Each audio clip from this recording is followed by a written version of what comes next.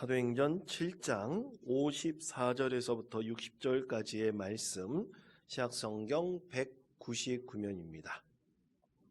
자, 이 말씀을 저와 함께 교독하겠습니다. 제가 먼저 읽겠습니다. 그들이 이 말을 듣고 마음에 찔려 그를 향하여 이를 갈거늘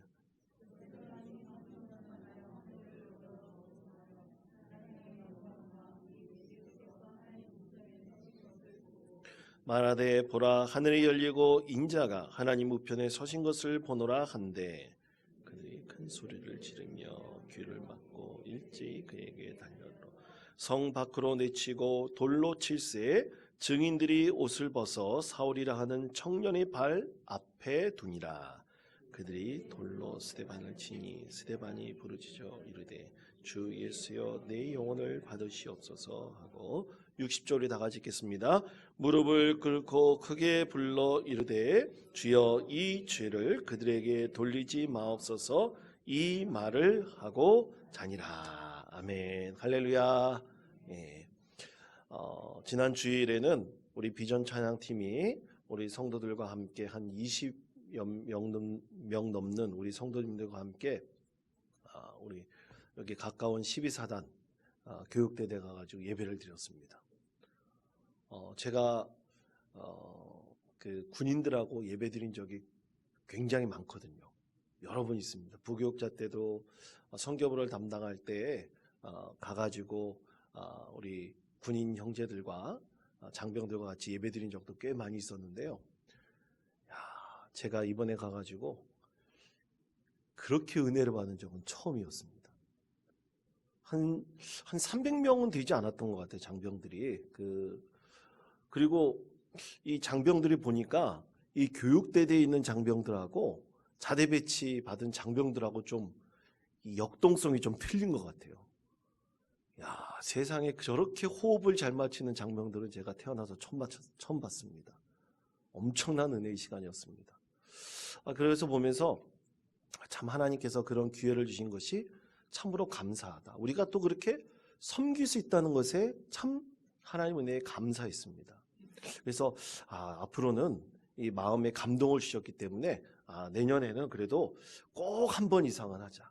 한 번 아니면 또 2번 할 수 있으면 좋지만 우리가 힘이 닿는 대로 이 지역사회에 있는 교회를 섬기면서 여러분 혹시 압니까?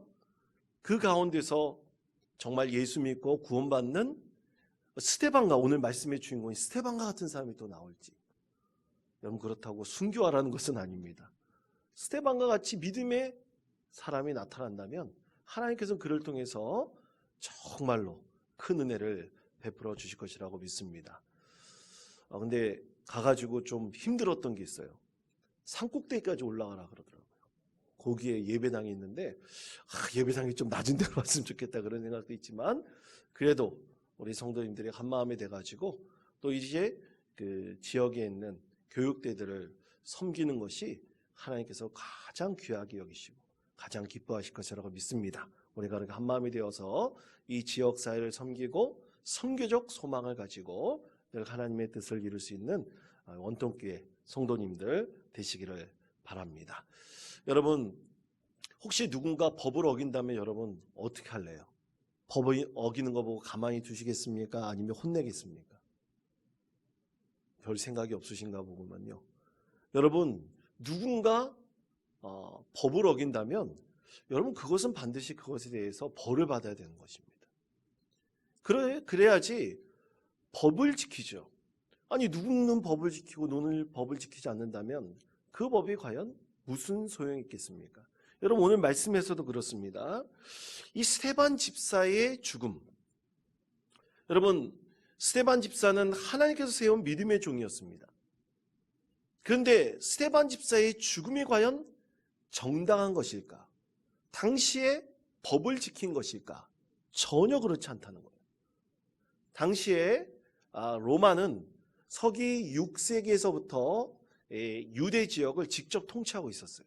그래서 유대 지역에 있는 모든 지역은 유대 지역의 사람들뿐만 아니라 모든 지역 또 그 지역을 다스리고 있는 무슨 여러 가지 읍장이나 이런 사람들 모두 다 이 로마법에 따르게 되어 있었어요. 그래서 당시의 법에 의하면 사내들인 공의에서 신성모독으로 고발당한 사람이 있다 할지라도 사람의 생명을 앗아갈 수는 없었습니다. 왜냐하면 로마 총독의 허락이 있어야지만 가능했어요. 그런데 오늘 말씀해 보면 전혀 허락을 받지 않았어요. 이 사람들이 분노하여 가지고 도저히 이 분노를 참지 못해서 폭동이 일어난 겁니다. 순간적으로 폭동이 일어난 거예요. 소수의 사람들이 일으켰다 할지라도 이것은 불법이었어요. 그래서 로마의 법을 어기고 이 사내들인 공의에 모인 유대인들이 폭력적인 행동, 이 폭력을 일으켜가지고 결국에는 한 사람의 생명을 앗아간 것이죠. 만약 이렇게 한 사람의 생명을 앗아간 일이 있었다면 반드시 이것은 어떻게 됩니까? 로마법에 의해서 어떻게 해야 돼요, 여러분? 벌을 내려야 돼요. 처벌을 해야 돼요. 여러분, 만약 우리 주변에 어떤 사람을 자기가 분노해가지고 죽였다고 생각해 보세요. 여러분 같았으면 가만히 두겠습니까? 그렇지 않을 거예요. 오늘 말씀도 그런 상황입니다. 로마법을 어긴 거예요. 그런데 여러분, 오늘 말씀에 보면 이 로마의 법을 어겼음에도 불구하고 로마의 총독은 가만히 내버려 둬요. 왜 가만히 내버려 둘까요? 폭동이 두려웠기 때문이에요. 그래서 여러분, 오늘 말씀에서 이 스데반의 죽음은요, 예수님께서 십자가에 못 박혀 돌아가실 때 빌라도가 했던 행위와 너무나 유사하다는 것을 알 수가 있습니다. 여러분, 예수님의 법을 어긴 적이 있으십니까? 없으십니까? 여러분, 예수님께서는 법을 어긴 적이 없으셨어요. 빌라도도 그걸 인정했어요. 그런데 어떻게 됐습니까? 예수님도 억울한 죽음을 당했습니다. 누구 때문에 억울한 죽음을 당했습니까? 군중들의 분노 때문에 억울한 죽음을 당한 거예요. 그러므로 오늘 말씀 속에서 이 법을 어기는 유대인들의 행동은 절대로 정당화될 수 없었습니다. 그것도 폭동에 의해서. 다수의 이 분노에 의한, 폭동에 의한 이 죄는 반드시 처단되었음에도 불구하고 처벌받았음에도 불구하고 절대로 처벌받지 않은 것은 완전히 잘못된 것이었었죠. 그러나 이렇게 예수님처럼 억울한 누명을 쓰고 죽은 이 스데반 집사의 죽음은 사실 새로운 계기를 만들어냈습니다. 복음 전파의 새로운 계기를 만들어냈습니다. 다시 말해 위기가 기회가 된 거예요. 여러분, 이것을 가리켜 뭐라 그러는지 아십니까? 전화위복이라 그럽니다. 따라해 주시기 바랍니다. 전화위복. 전화위복이 무슨 뜻입니까? 전화위복이라는 것은요, 재앙이 바뀌어 오히려 좋은 결과를 낳는다는 뜻이에요. 재앙이 바뀌어 좋은 일을 낳게 된다는 것입니다. 우리 하나님께서 일으키시는 여러 가지 일에는 전화위복의 일들이 참 많습니다. 여러분, 혹시 우리 인생에 살다 보면 전화위복을 혹시 경험한, 특히 신앙적으로 경험한 경험이 여러분 있으십니까? 아마 생각해 보시면 분명히 있으실 거예요. 아니, 이거 정말 안 돼요 막 이러는데 어느 순간 이것이 확 바뀌어서 기도하는데 하나님께서 놀라운 은혜를 베풀어 주셔가지고 전화위복의 축복을 우리가 경험한 적이 분명히 있으실 것입니다. 그때 우리 마음속에 무엇이 듭니까? 감사하게 되는 것이죠. 사랑하는 성도 여러분, 우리 모두 하나님께 주시는 전화위복의 신앙의 축복이 여러분의 삶 가운데 분명히 있기를 간절히 축원드립니다. 자, 그렇다면 오늘 하나님께서 이 전화위복의 축복을 주셨지만 이 스데반이라는 참으로 위대한 한 믿음의 사람의 죽음이 있었지 않습니까? 너무나 안타까운 죽음이에요. 그런데 하나님께서 여기서 스데반 집사의 죽음을 뛰어넘어 은혜를 베푸신 것이 있습니다.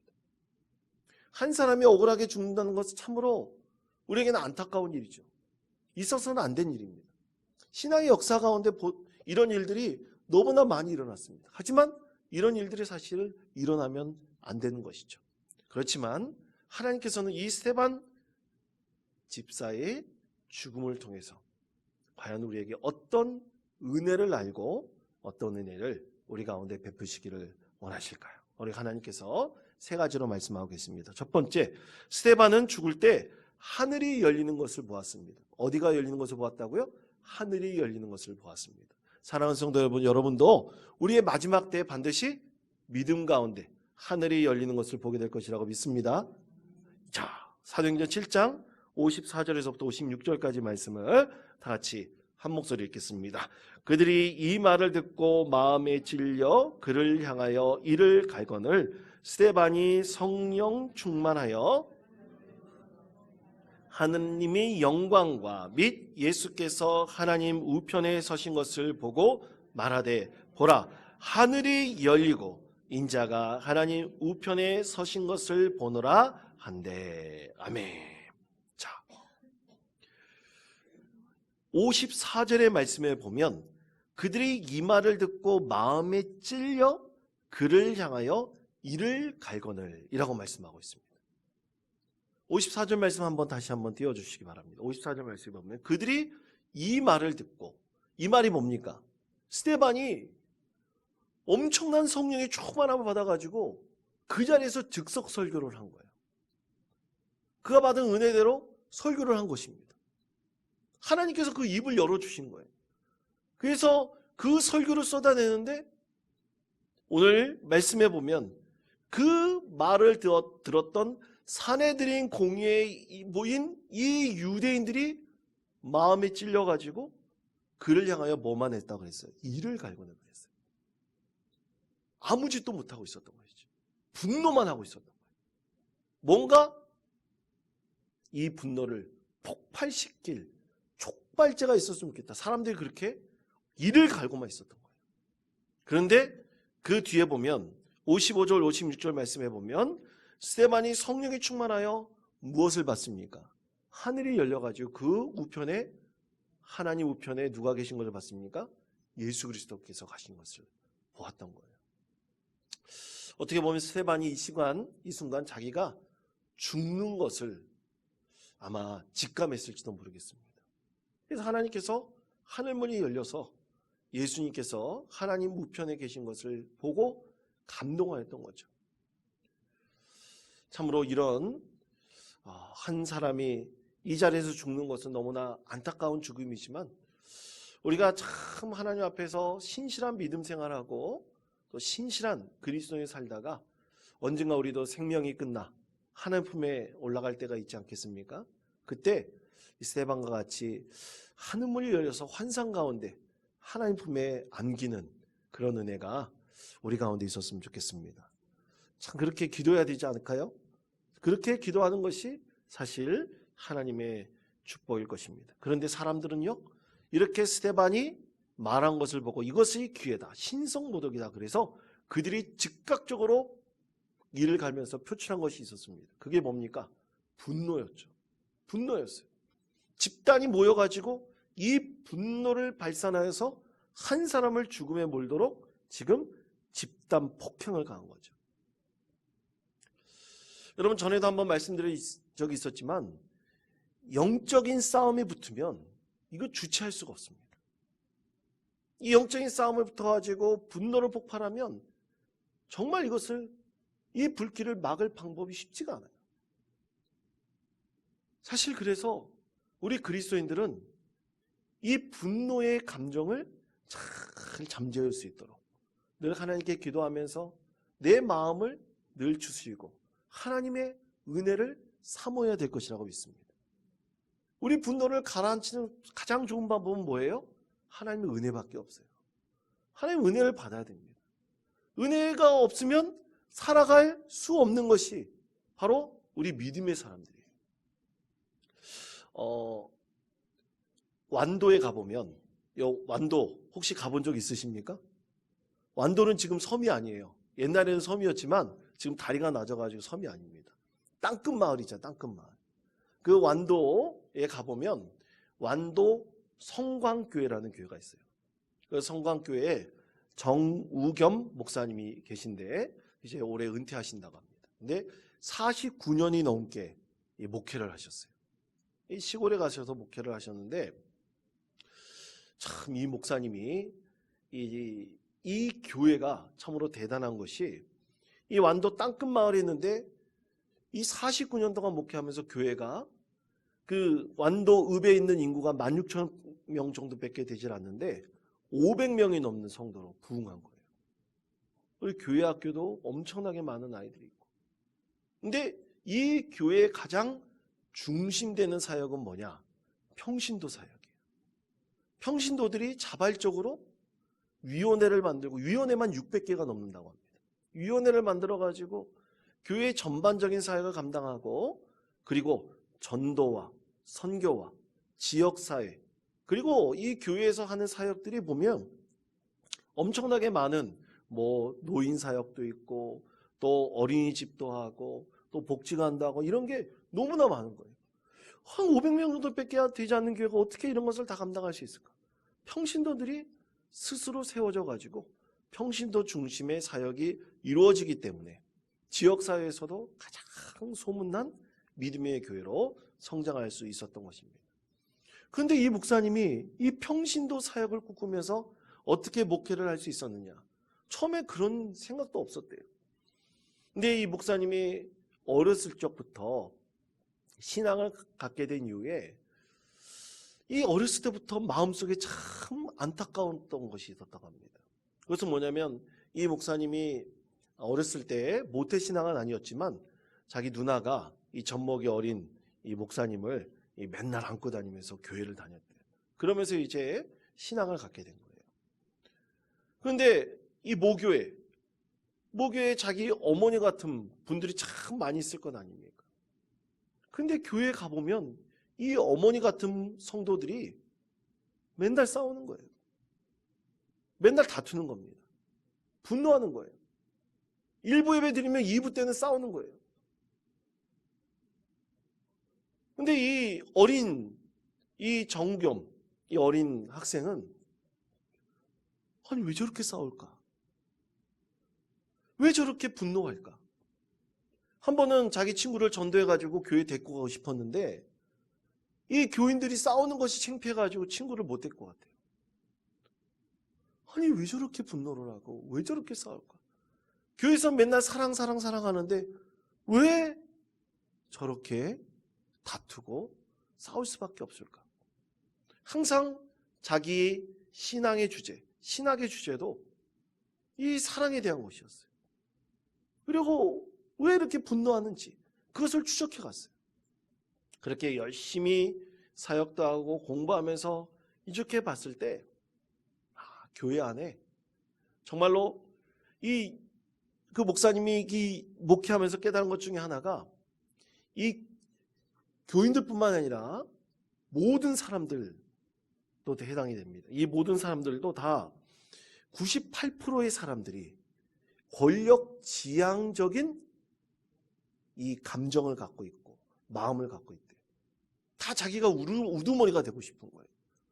그래서 원치도 않게 자기가 어떤 자리를 차지하려고 그러고, 목사님들도 마찬가지예요. 항상 노회장 되려고 그러고 무슨 자리를 맡으려고 그러고 권력 지향적인 마음이 사람들 속에 다 가득 차 있는 거예요. 이것이 문제구나. 이것이 다툼을 이루는구나. 이것이 분노하게 만드는구나. 그러면 이것을 진정으로 하나님에 대한 열정으로 바꿔낼 수 있다면, 이것을 바꿔낼 수 있다면 정말로 교회가 사랑과 은혜가 충만한 그리고 건강한 교회로 세워질 수 있지 않을까? 목회를 시작하면서 한 10년이 지난 다음에 이 목사님께서 우연찮게 평신도 사역이라는 말을 처음으로 듣게 되었어요. 그러면서 평신도가 교회 안에서 이 열정을 가지고 온전히 세워지고 또 교회를 바로 이끌어갈 수 있다고 한다면 참으로 교회가 건강해질 수 있겠다. 이런 마음을 가지고 열심히 노력하면서 성도들에게 자유권을 주고, 그러니까 성도들이 뭐 하겠다 그러면 내버려 두는 거예요. 성도들이 뭐 하겠다 그러면 지원해 주는 거예요. 그렇게 49년을 목회한 다음의 결과가 하나님께서 이 완도군뿐만 아니라 또 그 지역을 넘어서 많은 교회들에게 진정으로 선교적이고 또 전도하며 지역사회를 온전히 섬기고 또 사랑에 넘치는 그리고 평신도들이 중심으로 많은 사역을 이루어 늘 기쁨과 감사가 넘치는 교회를 세워갔다는 것입니다. 사랑하는 성도 여러분, 그렇습니다. 우리의 진정한 마음에 평강을 줄 수 있는 것은요, 하나님이 주신 은혜만이 가능을 합니다. 우리가 진정으로 하나님의 귀한 사역을 감당할 때 우리가 다투거나 싸우거나 이런 것을 버리고 우리가 기도하면서 하나님의 은혜를 구하잖아요. 그러면 하나님께서 그 가운데 기쁨을 주시고 우리 마음에 진정한 위로와 평안을 우리 하나님께서 더하여 주실 것이라고 믿습니다. 오늘 스데반이 죽기 전에 하늘문을 열게 하셨어요. 하늘문을 열게 하셔서 그 은혜를 받게 하셨습니다. 그것이 그의 마음에 진정한 위로와 평안을 더하여 주셨고 죽음의 고통, 막 도팔매질을 하면서 그를 죽이려고 하는 그 고통도 뛰어넘는 하나님의 은혜를 그가 그 자리에서 충만히 경험했던 것입니다. 사랑하는 성도 여러분, 진정한 믿음을 소유한 우리 그리스도인들은 분노로 사람을 해하려고 하지 않습니다. 여러분 믿으십니까? 우리가 무엇을 해야 됩니까? 분노를 사랑으로 바꿔나가야죠. 분노를 평안으로 바꿔나가야죠. 우리가 하나님의 은혜를 그렇게 조금만 누리게 된다면 반드시 하나님께서 우리 가운데 그러한 은혜를 베풀어 주실 것이라고 믿습니다. 또한 하나님께서 이 스데반의 죽음을 통해서 베푸신 은혜가 있었어요. 그것은 하나님께서 용서와 사랑을 마지막에 이 유대인들에게 베풀 수 있도록 하나님께서 그 마음을 허락하신 것입니다. 자, 사도행전 7장 59절에서부터 60절까지 말씀 다 같이 한 목소리 읽겠습니다. 그들이 돌로 스데반을 치니 스데반이 부르짖어 이르되 영혼을 받으시옵소서 하고 무릎을 꿇고 크게 불러 이르되 주여 이 죄를 그들에게 돌리지 마옵소서 이 말을 하고 자니라. 아멘. 자, 스데반은 분노하여 그에게 돌팔매질을 하면서 죽이려고 했던 그 유대인들을 어떻게 했습니까? 용서했습니다. 주님의 사랑으로 다 받아들였어요. 이것은 누구의 모습입니까? 예수님의 모습이었어요. 그래서 스데반의 이 죽음은 예수님 모습과 너무나 닮아 있어요. 여러분, 우리가 이렇게 바라면 예수님처럼 진정한 용서와 사랑 가운데 거할 수 있는 믿음의 성도가 될 것이라고 믿습니다. 우리가 그렇게 있음을 닮기를 원한다면 반드시 그렇게 될 것이라고 믿습니다. 그렇게 되기를 소망하는 스데반과 같은 사람이 되면요, 여러분, 우리가 하나님 품에 올라갈 때, 여러분, 우리 하나님 품에 올라갈 때 정말로 스데반과 같이 많은 사람들을 용서하고 사랑했다고, 그렇게 하나님의 은혜 가운데 거하면서 우리가 살면서 그 용서와 사랑을 함께 선포하고 하나님 품에 올라가는 것, 여러분, 그것이 얼마나 큰 축복입니까? 여러분, 사람이 죽을 때, 사람이 세상을 떠날 때 그 얼굴 표정을 보면 많은 사람들이 그래요. 아, 저분은 참 좋은 데 갔다. 어떤 사람은 그러지 못하다. 그렇게 말하는 분들이 있어요. 여러분, 정말 그렇습니까? 얼굴 표정이 좋게 평안하게 돌아가신 분은 정말 좋은 데 갔을까요? 여러분, 어떻게 생각하십니까? 별말이 없으신 거 보니까 잘 못 보셨나 보구만요. 여러분, 목회자가 되면요, 사람들이 그 마지막 죽음의 모습을 볼 때가 굉장히 많아요. 그런데 정말로 예수 믿고 많은 사람들, 정말 자기를 싫어하고 미워했던 사람들, 그리고 그 모든 것들을 다 물리치고 용서하고 사랑 가운데 거하고 또 주님의 은혜를 삼으면서 감사합니다. 그렇게 눈을 감을 수 있는 사람이라면요, 그 마지막 모습이 너무나 평안합니다. 하나님께서 우리 가운데 그런 은혜를 베풀어 주신 것입니다. 오늘 스데반도 자기를 죽이는 그런 사람들에게 마지막 용서를 선포하고 예수님처럼 하나님 품에 올라갔던 것입니다. 우리에게도 이러한 믿음이 필요하지 않겠습니까?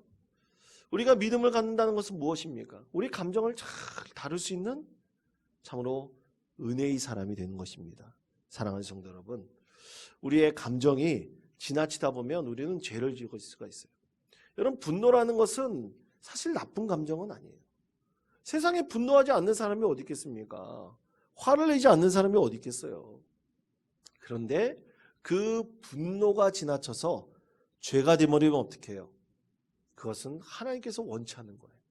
그러므로 사랑하는 성도 여러분, 분노를 하더라도 적당히 하시기를 바랍니다. 아멘. 이렇게 아멘 하시지 않습니까?